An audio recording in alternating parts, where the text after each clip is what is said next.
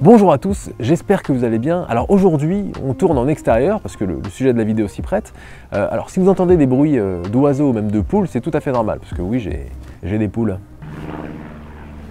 Alors avant toute chose, cette vidéo est en partenariat avec Lanieri, une marque de costumes à l'ADN très italien que j'aime beaucoup et je vous en parle en fin de vidéo et vous verrez, il y a une petite surprise.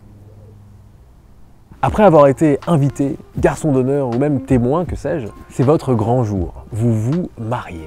Et vous voilà dans le vif du sujet. Les invités, le lieu, le thème, le fameux plan de table. Est-ce qu'on met Tata Thérèse à côté de Tonton Louis parce qu'ils se sont embrouillés l'année dernière? Oh, je sais pas. Ah, attends, écoute, c'est quand même ma famille. Ben oui, mais je te le dis, moi. Hein? Ah, c'est une organisation, oui. Et s'il y a bien une chose qui ne vous posera plus de problème aujourd'hui, ce sera votre tenue. Laissez-moi donc vous enlever une épine du pied et voyons ensemble comment choisir votre costume de mariage. Alors, mettons les choses au clair tout de suite. On ne loue pas son costume de mariage. On peut se dire que le costume en location est une bonne idée pour alléger sa facture. Mais vraiment, a-t-on envie de se marier dans un costume qui a vécu 12 mariages et des soirées endiablées et des jets d'alcool et des odeurs pas très... Enfin, t'as compris. Sans parler des coupes approximatives qui vont jamais vraiment à personne. Oh! On parle quand même du plus beau jour de votre vie, pas déconner. Et vous allez voir qu'on a pas mal d'avantages par rapport aux femmes, notamment de pouvoir reporter notre costume de mariage. Alors qu'une robe de mariée, bah, on peut pas la reporter. À moins de se remarier. Partez du principe que c'est vous la star du jour et que rien ne peut vous arrêter. Vous avez le droit à votre part de rêve. Alors rêvez avec moi. Alors c'est vrai, l'aspect financier peut vite rentrer en compte dans un mariage, hein, surtout quand on parle de choisir un beau costume. Mais vous allez voir qu'il y a de multiples possibilités pour que vous trouviez un costume de qualité dans lequel vous vous sentirez parfaitement à l'aise, sans priver évidemment vos invités de champagne. Ce serait dommage. Donc ne perdez pas de temps et choisissez tout de suite la Rolls que vous méritez. Que vous vous mariez à la mairie, religieusement, laïquement ou même au bord de la plage, c'est possible. Il y a tout d'abord un élément que vous devez absolument prendre en compte, le thème de votre mariage. Et ce ne sera pas Star Wars. Bien que la tradition veuille que vous découvriez la robe de votre future femme devant l'autel, ou même le costume de votre futur mari d'ailleurs, il y a quand même une petite discussion à avoir au préalable. Enfin en tout cas c'est ce que je conseille. Et parfois il y a un thème, ça peut arriver. Donc déterminez ensemble les grandes lignes pour que chacun ait une idée précise de sa tenue, pour que ce soit le plus harmonieux possible. Cela peut être champêtre, Hollywood, rétro, ou alors une cérémonie même plus classique. Enfin bref, ce qui vous fera plaisir. Et comme je le disais juste avant, si vous êtes un peu frileux d'investir dans un costume que vous porterez qu'une seule fois, mieux vaut choisir quelque chose que vous pourrez reporter dans la vie de tous les jours. Maintenant que vous avez choisi votre thème Renaissance ou même que vous allez vous marier dans une cave voûtée avec des sangliers sur la table, on peut se pencher sur le plus amusant, le costume en lui-même. Et sa coupe. Un costume mal coupé ou pas dans votre taille aura un effet inverse de ce que vous recherchez. Il vous donnera un effet négligé, un à peu près, très loin de la tenue de James Bond que vous imaginez. Trop petit, vous semblerez étriqué et ça accélérera votre sudation. Et entre nous, ce n'est pas très élégant de se marier en collant. Hein. Trop grand, vous aurez l'air d'un petit bonhomme et vous aurez abandonné toute élégance. Vous l'aurez compris, l'essentiel est de choisir son costume de mariage en fonction de sa morphologie. Donc on va voir ensemble différents types de costumes, comme ça vous pourrez choisir quel type de costume vous ira le mieux. Et puis, pas une idée comme ça. Tout d'abord le costume 2 pièces, le plus basique que nous connaissons, composé d'une veste et d'un pantalon. Après, concernant le choix de la veste et son nombre de boutons, 1, 2 ou 3, c'est à vous de voir selon votre style et votre carrure. D'ailleurs, je vous mets ici une vidéo qui vous explique comment choisir votre premier costume. Le costume 2 pièces est un bon choix de costume de mariage si vous souhaitez quelque chose de visuellement simple. Vous pouvez ainsi miser sur davantage de coloris originaux par exemple, ou d'accessoires plus marqués. Maintenant le smoking. Si vous avez du mal à faire la différence avec les autres costumes, le smoking se reconnaît à ses revers. D'une matière différente, souvent en soie et lisse, donc ça brille un petit peu. Donc là c'est clairement un vêtement de cérémonie et vous vous enfermerez dans un one shot. À moins que vous soyez habitué aux galas de charité et autres festivals de Cannes. Mais si vous en voulez vraiment un, n'oubliez pas que le smoking est noir par convention. Mais rien ne vous empêche d'en choisir d'une couleur différente, hein. Il n'y a pas de règle. Hein. Si vous portez un smoking, vous pouvez, même si j'aurais tendance à dire devez, choisir une chemise à plastron à col bien généreux. Alors je sais qu'il y a un fantasme autour du col cassé. Personnellement, je suis vraiment pas fan. Je trouve que ça en fait beaucoup. Déjà qu'un smoking se remarque plutôt pas mal. Je suis plus adepte du grand col qui passe bien sous les revers, notamment comme le porte si bien James Bond. Évidemment, le nœud papillon ici est de mise. Je vous conseille d'apprendre à nouer un nœud papillon et non d'acheter un nœud papillon déjà noué. N'oubliez pas que peu importe le choix de la coupe de votre costume, il doit impérativement être à votre taille. L'élégance en sera assurée. Maintenant, on hausse un petit peu la difficulté avec le costume 3 pièces. Il s'agit ici d'un costume 2 pièces où l'on aura un glissé, un gilet sous la veste. Très élégant, le costume 3 pièces est un bon choix si on souhaite monter d'un cran supplémentaire l'élégance de son costume de mariage. Je parle par rapport au costume 2 pièces évidemment. Celui-ci a beaucoup de succès, on choisit énormément un costume 3 pièces pour son mariage. Vous savez quoi, si c'était moi, je ne prendrais pas ça, non. Je partirais plutôt sur le costume croisé. On appelle costume croisé les costumes dont la veste se ferme en étant croisée, donc par différents boutonnages, 2, 4 ou 6 boutons. Certainement la plus élégante de toutes, selon mon point de vue évidemment, la veste croisée est à la portée de tous et parfaitement adaptée à un costume de mariage, croyez-moi. En fait, ce que j'aime avec le costume croisé, c'est qu'il met en valeur n'importe quel porteur, de n'importe quelle morphologie. Je le conseille d'ailleurs aux personnes qui ont un peu de ventre. C'est un vêtement qui en impose, et si ce n'est pas ce jour-là que vous vous laissez tenter, ce sera quand? Vous pouvez me dire? Mais je vous en reparle en détail tout à l'heure. Maintenant que vous avez choisi la coupe de votre costume, passons à la matière. Que vous vous mariez en été ou en hiver, le choix de la matière ne sera pas le même. Avant toute chose, il y a une règle simple à suivre. Vous devez exclure toute matière synthétique. Elles ne sont pas thermorégulatrices, vous feront transpirer et retiendront l'humidité à coup sûr. Et qui dit transpiration dit odeur et autres marques disgracieuses. Et ça, c'est pas cool pour un mariage. Surtout que les matières naturelles pour un costume, ce n'est pas ce qui manque. Voyons ensemble quelles matières sont plus adaptées à la saison de votre mariage. Si vous vous mariez en été, vous pouvez choisir un mélange coton et lin. De nature respirant, confortable et facile d'entretien, le coton est la matière de la saison estivale. Associé à du lin, qui est un très bon régulateur thermique et qui est très léger, il deviendra vite votre meilleur ami pour une journée marathon sous le soleil.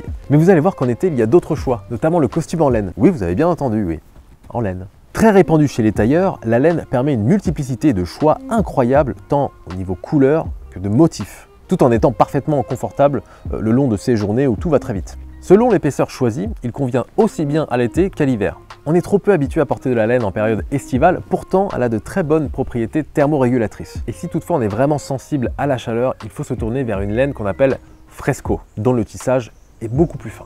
Cette laine a un tissage ultra aéré, on a vraiment la sensation de ne rien porter avec une veste en laine froide sur le dos. Cependant, on peut encore accentuer sa fraîcheur en les déstructurant, c'est-à-dire en enlevant toute doublure. Ensuite, il y a le mélange laine, lin et soie qui est mon mélange préféré pour cette sélection. On a ici le confort de la laine, la respirabilité du lin et l'éclat de la soie. Et la soie prend vraiment bien la lumière. C'est beau, c'est vraiment beau. Le tissage est aéré et l'aspect est un peu rugueux. C'est vraiment beau. Donc si vous vous mariez en été, c'est vraiment une solution qu'il ne faut pas mettre de côté. Cette matière coche toutes les cases pour un mariage réussi. Enfin en tout cas en été du moins. Ensuite, on a le costume en lin qui est vraiment très agréable à porter en été. On a vraiment l'impression de ne rien porter, quoi. Un petit panama sur la tête et c'est parti. L'aspect irrégulier de la matière fait aussi son effet. Mais ce n'est pas la matière que je vous conseillerais si vous portez votre costume toute la journée. Le lin, c'est beau, c'est agréable, mais ça froisse très vite. Bon alors ça fait partie du jeu si vous êtes amoureux du lin, mais pour un mariage, sur des photos que vous allez garder toute votre vie, c'est pas l'idéal d'avoir des plis sur votre costume, surtout à côté de l'être aimé, qui vous en voudra aussi, toute votre vie. Vous allez payer très cher. Mais bon après si vous êtes d'accord, pas de problème, je suis pas là pour juger. Ensuite, en restant dans l'été, le costume en seersucker est une bonne alternative quand il fait vraiment très chaud. C'est une matière qui est beaucoup moins lisse qu'une laine froide par exemple. La matière donne l'effet d'avoir plein de petites vaguelettes. On dit aussi que l'aspect est gaufré. Alors pour donner ces effets, les fibres sont tendues de manière différente et assemblées, ce qui donne ces petites vaguelettes. J'adore ce mot vaguelette. Le tissage est donc aéré et parfait pour les mariages à Saint-Trope ou ailleurs, là où il fait très chaud quoi. Partons maintenant à l'extrême, c'est-à-dire en hiver. Alors c'est plus rare de se marier en hiver, mais pour les mariés hivernaux, voici ma matière préférée, la flanelle de laine. Vous savez, ce tissu à l'effet gratté qui donne l'aspect feutré à la matière. Véritable armure contre le froid avec de hautes propriétés déperlantes, s'il pleut, on ne sait jamais. Il est donc le choix idéal si vous vous mariez en hiver. Donc la laine, encore une fois, a des propriétés très thermorégulatrices. Vous serez aussi bien au chaud dehors quand il fait froid, mais aussi très à l'aise lorsque vous enflammerez le dance floor à coups de kuduro. Bon alors là vous pouvez vous faire plaisir sur les tissus. Personnellement j'adore les rayures craie, un peu comme dans le loup de Wall Street. Mais si vous voulez vous la jouer plus discret, un beau bleu nuit fera vraiment son effet. Et encore une fois, il n'y a pas de règle pour votre mariage, simplement celle que vous vous imposerez. C'est votre journée. Oh, j'oubliais, la couleur.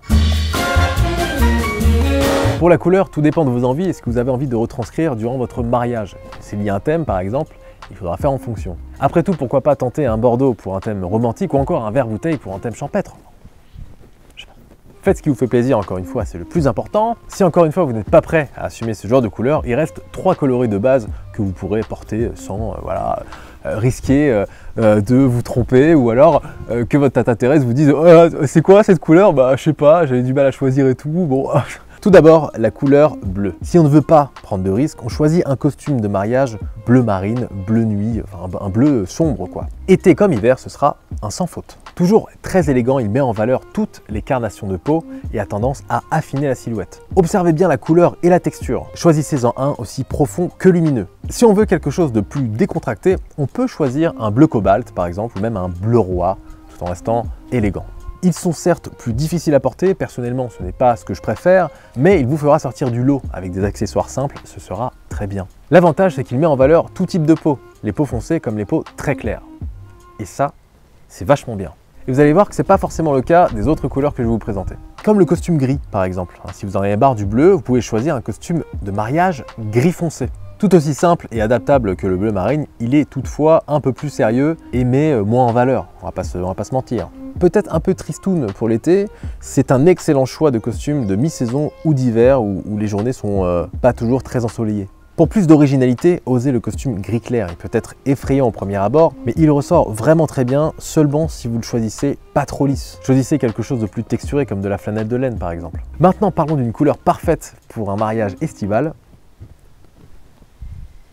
Le beige. Il faut savoir que le beige s'adapte particulièrement bien aux peaux bronzées.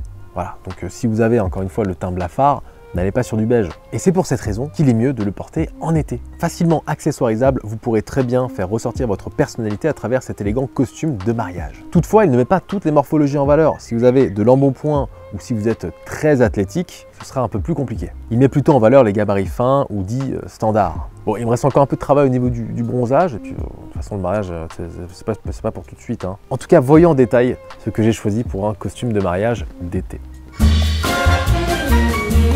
Parlons peu, parlons bien, je ne vais donc pas me marier tout de suite, mais ce serait typiquement ce type de costume que j'aurais choisi.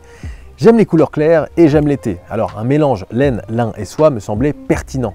Parlons de la veste. Je n'ai jamais vraiment osé une veste croisée beige, donc je me suis dit que ce serait l'occasion de sauter le pas, et je peux vous dire que je ne suis pas déçu. Les tissages avec du lin se détendent, ce qui donne cet effet un poil plus aéré qu'une veste en laine. En gros, la veste paraît plus grande, et c'est ce que j'aime beaucoup. Je le porterai avec une chemise blanche à col généreux, bien fine pour pouvoir passer des heures au soleil à boire du champagne avec mes amis et ma famille. Pour le pantalon, je partirai sur un pantalon taille haute à double pince. L'idée ici, c'est d'avoir encore plus de confort, et je peux vous assurer que de porter ce type de pantalon toute la journée grâce à ses pattes de serrage et ses soufflets, ça vous met dans un confort inégalé. Surtout quand vous mangez énormément à table et que vous allez danser juste après. Et si vous avez peur de la taille haute, dites-vous qu'avec la veste, ça se remarque pas vraiment. Et puis encore une fois, c'est votre mariage. Donc un peu d'originalité ne vous fera pas de mal. Enfin, ce costume, je peux le porter chaque été lorsque j'ai des envies d'élégance, que ce soit avec des chemises à grosses rayures, comme celle-ci, ou alors avec un t-shirt, encore une fois, à rayures, comme celui-ci. Tu le sens là,